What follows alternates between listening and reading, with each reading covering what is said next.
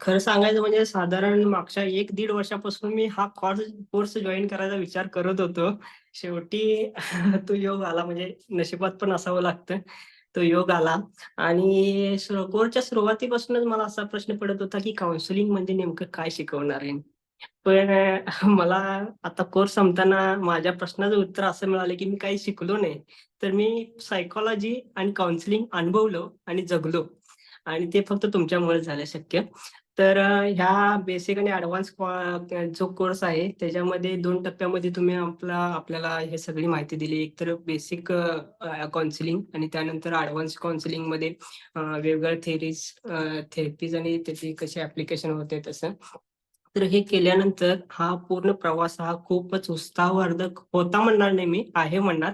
कारण इथून पुढे पण बऱ्याचदा रिपीट करावं लागणार आहे आणि रिपीट केल्याशिवाय तेवढा शार्पनेस येणार नाही, हे पण माझ्या लक्षात आलेलं आहे. त्यानंतर हा कोर्स केल्यानंतर एक स्वतःबद्दल जाणून घेण्याचा जो योग आला किंवा स्वतःबद्दल ज्या काही गोष्टी आहेत, त्या बऱ्याचशा गोष्टी माझ्या लक्षात आलेल्या आहेत. त्याच्यामुळे माझा कॉन्फिडन्स खूपच वाढलेला आहे. सगळ्यात महत्त्वाचं म्हणजे काउन्सिलिंग किंवा सायकॉलॉजिकल जी प्रोसेस आहे, ती वेळखाऊ प्रोसेस आहे, ही मान्य करायला पाहिजे. पण त्यातून प्रत्येक वेळा काहीतरी नवीनच शिकायला मिळेल याबद्दल माझ्या मनात अजिबात शंका नाहीये.